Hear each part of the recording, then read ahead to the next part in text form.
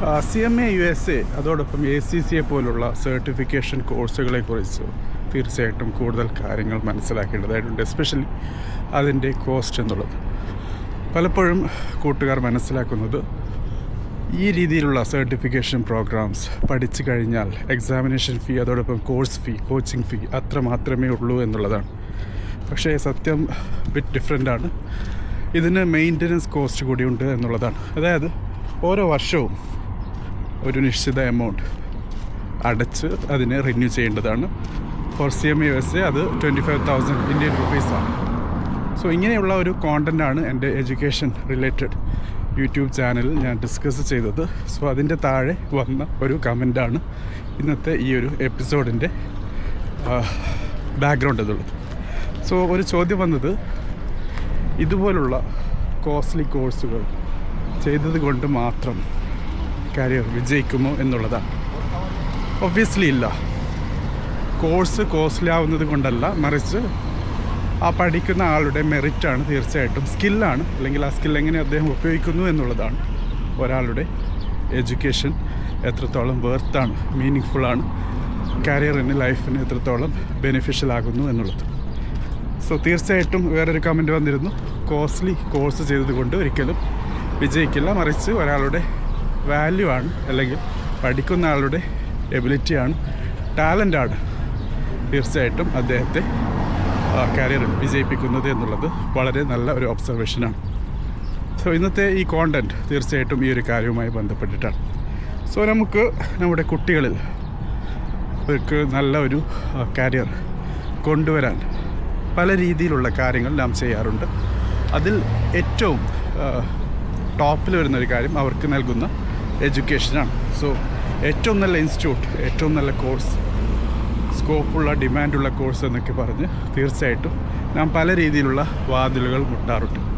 So ഈ രീതിയിലുള്ള desperate പാരൻസിന് wait ചെയ്യുന്നത് പല രീതിയിലുള്ള എഡ്യൂക്കേഷൻ ഇൻസ്റ്റിറ്റ്യൂഷൻസാണ്. Almost all are profit oriented. കാശിന് വേണ്ടിയാണ് ഇവർ ഈ രീതിയിലുള്ള കോഴ്സുകൾ നടത്തുന്നത്. ചാരിറ്റിക്ക് ചെയ്യാറുണ്ട്, വളരെ റെയറാണ്, പക്ഷേ അധികം ആൾക്കാരും കാശിന് വേണ്ടിയാണ്. സോ ഇങ്ങനെ കോഴ്സ് കുട്ടികൾക്ക് നൽകുമ്പോൾ ഏറ്റവും കൂടുതൽ ആൾക്കാർ വരുന്ന കോഴ്സിന് ഒബ്വിയസ്ലി ഡിമാൻഡ് കൂടും എന്ന് പറയുമ്പോൾ കൂടുതൽ ആൾക്കാർക്ക് ആ ഒരു പർട്ടിക്കുലർ കോഴ്സ് വേണ്ടത് കൊണ്ട് തന്നെ അതിൻ്റെ ക്യാഷ് ഫീസ് കൂട്ടിയിടും. സോ ഇങ്ങനെ വരുമ്പോൾ രക്ഷിതാക്കൾ obviously they will go for it, they will fall for it. അങ്ങനെ കുട്ടികളെ ആ കോഴ്സിലേക്ക് ചേർക്കുന്നു. ഇപ്പോഴത്തെ ട്രെൻഡ് എന്നുള്ളത് CMA USA ACCA പോലുള്ള കോഴ്സുകളാണ്. സോ ഈ രീതിയിലുള്ള കൊമേഴ്സ് സർട്ടിഫിക്കേഷൻ കോഴ്സുകൾ വെച്ചിട്ടാണ് പല ഇൻസ്റ്റിറ്റ്യൂട്ട്സും റൺ ചെയ്യുന്നത്. ഒരു ഇൻസ്റ്റിറ്റ്യൂട്ടിൻ്റെയും പേരെടുത്ത് പറയാൻ താല്പര്യമില്ല, പക്ഷേ നിങ്ങൾക്കറിയാം, എവിടെ നോക്കിയാലും കാണുന്ന പരസ്യങ്ങളിൽ നിന്നും ഇതൊരു ട്രെൻഡായി മാറിയിരിക്കുകയാണ്. സോ ഇങ്ങനെ വളരെ കൂടുതൽ കാശൊക്കെ കൊടുത്ത് കുട്ടികളെ കോഴ്സിൽ ചേർത്ത് അതിൻ്റെ ബെനിഫിറ്റ് പ്രതീക്ഷിക്കുമ്പോൾ പലപ്പോഴും നിരാശ കൈവരിക്കുന്ന രക്ഷിതാക്കളാണ് കാണുന്നത്. അതായത് നേരത്തെ പറഞ്ഞ ആ ഒരു ഒബ്സർവേഷൻ, കോഴ്സ് വളരെ നല്ലതാണ്, കോസ്റ്റ്ലിയാണ്, അതുകൊണ്ട് മാത്രം കുട്ടിക്ക് വലിയ ഒരു കരിയർ കൊണ്ടുവരാൻ പറ്റുമോ എന്നുള്ളത് വലിയ ചോദ്യചിഹ്നമാണ്. സോ ഇന്ന് കാണുന്ന ഈ CMA USA ACCA എന്നുള്ള ഒരു തരംഗം അത് എത്ര കൂട്ടുകാർക്ക് മീനിങ് ഫുള്ളായ ജോബ് നൽകും എന്നുള്ളത് നാം കണ്ടറിയേണ്ടിയിരിക്കുന്നു. ഓരോ വർഷവും 25,000 ഒക്കെ വെച്ച് IMA മെമ്പർഷിപ്പ് റിന്യൂ ചെയ്ത് CMA USA പോലുള്ള കോഴ്സുകൾ വാലിഡാക്കി കൊണ്ടുപോകുമ്പോൾ അതിൻ്റെ ചിലവ് എന്നുള്ളത് ചില്ലറയൊന്നുമല്ല.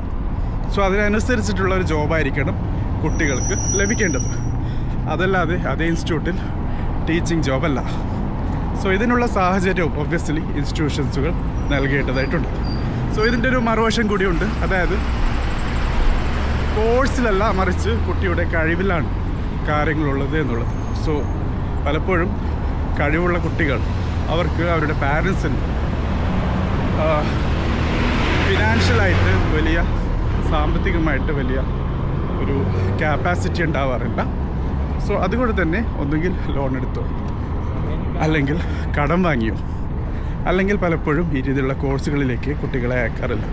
So they will go for some normal course BA കോഴ്സുകൾ, BSc കോഴ്സുകൾ, ജനറലായിട്ടുള്ള കോഴ്സുകൾ ചെയ്ത് അവർ മുന്നോട്ട് പോകുന്നു. ഒബ്വിയസ്ലി ഈ രീതിയിലുള്ള കോഴ്സുകൾ വളരെ ജനറൽ ആയതുകൊണ്ട് തന്നെ കുട്ടികൾക്ക് ജോബ് ലഭിക്കാറില്ല. സോ അങ്ങനെ ടാലൻറ്റഡായ കുട്ടികൾ പ്രോപ്പറായിട്ടുള്ള സ്കിൽ ലഭിക്കുന്ന കോഴ്സുകൾ ചെയ്യാത്തത് കൊണ്ട് തന്നെ ജോലി ലഭിക്കാതെ നടക്കുന്ന സിറ്റുവേഷനുമുണ്ട്. സോ ഇത് വേറൊരു വശമാണ്. നമുക്ക് ഈ ഒരു കാര്യവും മറച്ചു വയ്ക്കാൻ പറ്റുന്നതല്ല. കാരണം obviously this the other side of the question. So ശരിക്കുള്ള ആൻസർ എന്താണ്? കോസ്റ്റ്ലി കോഴ്സ് ചെയ്തത് കൊണ്ട്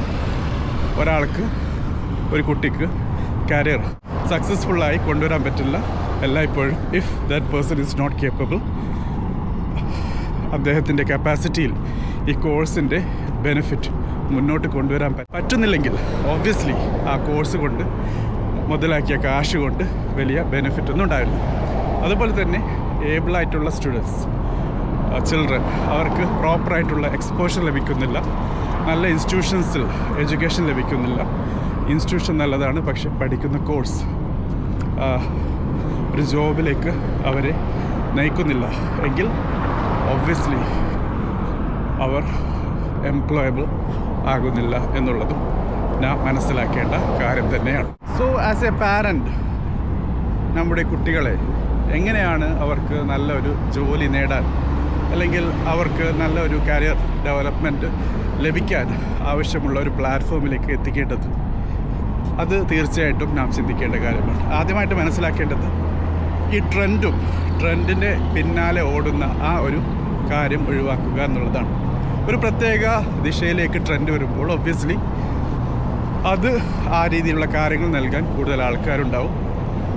ആ പർട്ടിക്കുലർ കോഴ്സിന് കാശ് കൂടുമ്പോൾ ഒബ്വിയസ്ലി വീണ്ടും കൂടുതൽ ആൾക്കാർ അതിലേക്ക് പോകും, വീണ്ടും അതിൻ്റെ കാശ് കൂടും. അങ്ങനെ കൂടുതൽ കാശ് ചിലവാക്കി പഠിക്കേണ്ട അവസ്ഥ വരും. സോ നിങ്ങളുടെ കയ്യിൽ കാശുണ്ടെങ്കിൽ നല്ല കാര്യമാണ്, യു ക്യാൻ സ്പെൻഡ് ഇറ്റ്. അല്ലെങ്കിൽ നിങ്ങൾ ചെയ്യേണ്ടത് ലോൺ എടുത്തോ കടം വാങ്ങിയോ ഈ രീതിയിലുള്ള കോഴ്സുകൾ ചെയ്യരുത്. മനസ്സിലാക്കുക ഏത് രീതിയിലുള്ള കാര്യങ്ങളാണ് ഇപ്പോൾ ജോബ് മാർക്കറ്റിൽ കൂടുതൽ നടക്കുന്നത്. സോ ഒബ്വിയസ്ലി പുറത്ത് കാണുന്ന, ഓപ്പണായി കാണുന്ന കാര്യത്തേക്കാൾ കൂടുതൽ സെക്കൻഡറി ഓപ്ഷൻസ് ഉണ്ടാകും. ഉദാഹരണത്തിന് കമ്പ്യൂട്ടർ സയൻസ് എന്ന ഫീൽഡിന് വളരെ കൂടുതൽ ഡിമാൻഡുണ്ടായിരുന്നു. അതുപോലെ തന്നെ നെക്സ്റ്റ് ഓപ്ഷൻ എന്നുള്ളത് ഇലക്ട്രോണിക്സ് ആൻഡ് കമ്മ്യൂണിക്കേഷനാണ്, which is also a good option. So ഇങ്ങനെ നമുക്ക് മാറി ചിന്തിക്കാം. ഈസിയോടൊപ്പം വേറെ സർട്ടിഫിക്കേഷൻ പ്രോഗ്രാം ചെയ്യുന്ന രീതിയും നല്ല കാര്യമാണ്. സോ ഇത് പറഞ്ഞത് മെയിനായിട്ടും മാർക്കറ്റ് ഡ്രിവൺ കോഴ്സ് സെലക്ട് ചെയ്യുന്നതിനെ കുറിച്ചാണ്. അതായത് കുട്ടിക്ക് ഒരു പ്രത്യേക ഫീൽഡിനോടോ അല്ലെങ്കിൽ പ്രത്യേക കരിയർ ഡൊമൈനിനോടോ താല്പര്യമില്ല. സോ അങ്ങനെയുള്ള കേസിൽ ഒബ്വിയസ്ലി മാർക്കറ്റിൽ എന്താണ് അവൈലബിൾ ആയിട്ടുള്ളത്, ഏത് കോഴ്സിനാണ് കൂടുതൽ ഡിമാൻഡുള്ളത് എന്ന കാര്യം തീർച്ചയായിട്ടും രക്ഷിതാക്കൾ ശ്രദ്ധിക്കണം. ഇനി രണ്ടാമത്തെ രീതി എന്നുള്ളത്, ഇവിടെ കുട്ടിക്കൊരു പ്രത്യേക താല്പര്യമുണ്ട്. ഒബ്വിയസ്ലി കുട്ടി ഈ ഒരു കോഴ്സ് പഠിച്ചത് കൊണ്ട് അല്ലെങ്കിൽ ആ ഒരു ഡൊമൈൻ ചെയ്താൽ അവൻ്റെ അല്ലെങ്കിൽ അവളുടെ ആ പാഷൻ, ഇൻട്രസ്റ്റ്, അതോടൊപ്പം താല്പര്യം, ഈവൻ ദ സബ്ജക്ട്സ്, ആ ഒരു കോഴ്സിലേക്ക് നയിക്കുന്ന സബ്ജക്ട്സിൽ നല്ല മാർക്കുണ്ട്. സോ അങ്ങനെയുള്ളൊരു സിറ്റുവേഷനാണ്. So the student is already have an option. അങ്ങനെയുള്ള സമയത്ത് മാർക്കറ്റ് ഡിമാൻഡ് നോക്കാതെ കുട്ടിയെ ഏത് ഫീൽഡിലാണോ താല്പര്യമുള്ളത് ആ ഫീൽഡുമായി ബന്ധപ്പെട്ടിട്ടുള്ള കോഴ്സുകൾ ചെയ്യാനുള്ള അവസരം നൽകുക എന്നുള്ളതാണ്. സോ ഇത് പറയുമ്പോൾ തീർച്ചയായിട്ടും നമുക്ക് ഒരു കാര്യം പ്രത്യേകം ശ്രദ്ധിക്കണം. ഈ ഒരു താല്പര്യം അറിയാൻ പല വഴികളുണ്ട്. ഒന്ന്, you can ask the kid directly, അല്ലെങ്കിൽ അവൻ്റെ അല്ലെങ്കിൽ അവളുടെ മാർക്ക് ലിസ്റ്റ് നോക്കിയാൽ നല്ല മാർക്കുള്ള സബ്ജക്റ്റുകളിലായിരിക്കും പൊതുവെ എളുപ്പത്തിൽ മിനിമം എഫേർട്ടിൽ മാക്സിമം മാർക്സ് സ്കോർ ചെയ്യുന്ന സബ്ജക്റ്റുകളൊക്കെ ആ കുട്ടിയുടെ താല്പര്യമാണ് കാണിക്കുന്നത്. സോ ഇങ്ങനെ ആ ഫീൽഡ് എടുത്ത് അതിൽ കോഴ്സ് ചെയ്യാൻ അനുവദിച്ച് ആ കോഴ്സിൽ നിന്ന് മാക്സിമം ബെനിഫിറ്റ് നേടാനുള്ള സാഹചര്യം ആ സ്റ്റുഡൻറ്റിന് നൽകുകയാണെങ്കിൽ ഒബ്വിയസ്ലി ഈവൻ ഇഫ് ആ ഒരു ഫീൽഡിൽ ഇപ്പോൾ കാര്യമായിട്ട് നിങ്ങൾക്ക് വലിയ ഒരു ഹൈപ്പൊന്നും കാണുന്നില്ലെങ്കിൽ പോലും കുട്ടി വളരെ നല്ല രീതിയിൽ തന്നെ പെർഫോമൻസ് കാഴ്ചവെച്ച് നിങ്ങളെ എല്ലാവരെയും അത്ഭുതപ്പെടുത്തും. അങ്ങനെയുള്ള റെയർ കേസസ് ആണ് നാം ന്യൂസ് മീഡിയയിലും മറ്റും കാണുന്നത്. ചില പ്രത്യേക ഫീൽഡുമായി ബന്ധപ്പെട്ട് നാം കേട്ടിട്ട് പോലുമില്ലാത്ത ഫീൽഡിൽ കുട്ടികൾ നല്ല റിസൾട്ട് കൊണ്ടുവരികയും നല്ല രീതിയിലുള്ള ഒരു എന്താ പറയുന്നത്, ഒരു ശ്രദ്ധ ആകർഷിക്കുകയും അവനെ അല്ലെങ്കിൽ അവൾക്ക് തന്നെ നല്ല രീതിയിലുള്ള ഒരു റിസൾട്ട് കൊണ്ടുവരാൻ പറ്റുകയൊക്കെ ചെയ്യുന്നത്. സോ ഇങ്ങനെയുള്ള സിറ്റുവേഷൻ ഉണ്ടാകുന്നത് പ്രത്യേകിച്ച് കുട്ടിക്ക് താല്പര്യമുള്ള ഫീൽഡിൽ അവരെ പഠിക്കാൻ വിടുമ്പോഴാണ്. സോ ഇത് രണ്ടാമത്തെ രീതിയാണ്. സോ ഒന്ന് മാർക്കറ്റ് ഡ്രിവൺ ആണ്, മാർക്കറ്റിൻ്റെ ഡിമാൻഡ് നോക്കി കുട്ടിയെ പഠിപ്പിക്കുന്ന രീതിയാണ്.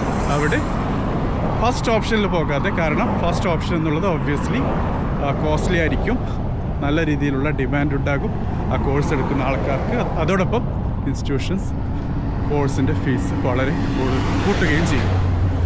ഓക്കെ, സോ രണ്ടാമത്തെ രീതി കുട്ടിയുടെ താല്പര്യത്തിനനുസരിച്ച് കോഴ്സുകൾ ചെയ്യാനുള്ള അവസരം നൽകുന്ന രീതിയാണ്.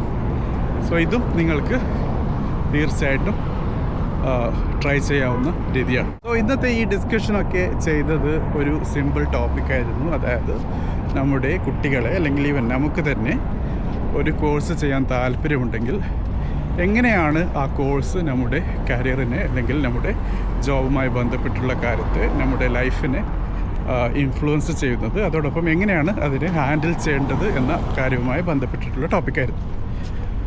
സോ സമ്മറൈസ് ചെയ്യുകയാണെങ്കിൽ, ഒരാൾ ഒരു എഡ്യൂക്കേഷൻ കോഴ്സ് ചെയ്തതുകൊണ്ട് ജീവിതത്തിൽ കരിയറിൽ വിജയിക്കണമെന്ന് നിർബന്ധമില്ല.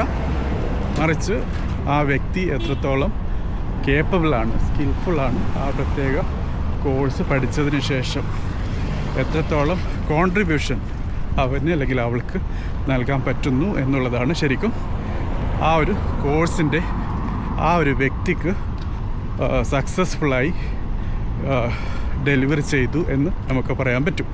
അതല്ലാതെ ഒരു കോഴ്സ് പഠിച്ചത് കൊണ്ട് മാത്രം നാം കാണുന്നത് പോലെ ന്യൂസ് മീഡിയയിലും മറ്റുമുള്ള പരസ്യങ്ങളും മറ്റും ഒരു കോഴ്സ് പഠിച്ചത് കൊണ്ട് തീർച്ചയായിട്ടും ഒരിക്കലും ഒരാളും, അത് എത്ര കോസ്റ്റ്ലി ആയ കോഴ്സായാലും അവർക്ക് വിജയം ഉറപ്പ് നൽകാൻ പറ്റില്ല. സോ രണ്ടാമത്തെ രീതി എന്നുള്ളത് ഒരാളുടെ താല്പര്യവും അതോടൊപ്പം കഴിവും മനസ്സിലാക്കി കോഴ്സ് സെലക്ട് ചെയ്യുന്ന രീതിയാണ്. സോ ഇവിടെ ഒരു കാര്യം കൂടി പറയാറുണ്ട്, അത് പറഞ്ഞ് നിർത്താം. അതായത് ഒരാൾക്ക് ഒരു ടാലൻറ്റ് എന്ന് പറഞ്ഞൊരു കാര്യമുണ്ട്. അത് അവൻ്റെ അല്ലെങ്കിൽ അവളുടെ അകത്തുള്ള ഇന്നർ എലമെൻ്റാണ്. സോ അതാണ് ശരിക്കും ആ വ്യക്തിയുടെ ഒരു ജീൻ എന്നുള്ളത്, ജനറ്റിക്സ് എന്നുള്ളത്. സോ ആ ഒരു ഫീൽഡ് തിരിച്ചറിയാൻ പറ്റുകയാണെങ്കിൽ that is A success. So അതിനനുസരിച്ച് പിന്നീട് അതിനാവശ്യമായ കൂടുതൽ കാര്യങ്ങൾ ചെയ്തു കൊടുക്കുകയാണ്. സ്കിൽ എന്നുള്ളത് അക്വയർ ചെയ്യുന്ന കാര്യമാണ്, പിന്നീട് നമ്മൾ പഠിപ്പിച്ചെടുക്കുന്ന കാര്യമാണ്. പിന്നീടുള്ളത് കമ്മ്യൂണിക്കേഷനാണ്. സോ ഒരാൾക്ക് ടാലൻ്റ് ഉണ്ട്, പോരാ, അതിന് കൂടുതൽ ട്രെയിനിങ് വേണം. അതോടൊപ്പം മൾട്ടിപ്പിൾ സ്കിൽസ് ആ ഒരു ടാലൻറ്റുമായി ബന്ധപ്പെട്ട് ചെയ്യണം. അതിനുശേഷം ട്രെയിനിങ് വേണം. വീണ്ടും പിന്നീട് തീർച്ചയായിട്ടും ചെയ്യേണ്ടത് പ്രോപ്പറായിട്ട് കമ്മ്യൂണിക്കേറ്റ് ചെയ്യാൻ പറ്റുക എന്നുള്ളതാണ്. അത് ലാംഗ്വേജിലുള്ള ഫ്ലുവൻസി മാത്രമല്ല, നിങ്ങളുടെ ബോഡി ലാംഗ്വേജ് കൂടിയാണ്, നിങ്ങളുടെ കറേജാണ്, നിങ്ങളുടെ കോൺഫിഡൻസാണ്. സോ ഈ കാര്യങ്ങളൊക്കെ തീർച്ചയായിട്ടും ശ്രദ്ധിക്കുക. സോ നിങ്ങളുടെ അഭിപ്രായം ഈ ഒരു ടോപ്പിക്കുമായി ബന്ധപ്പെട്ട് രേഖപ്പെടുത്താൻ മറക്കരുത്. Thank you for watching.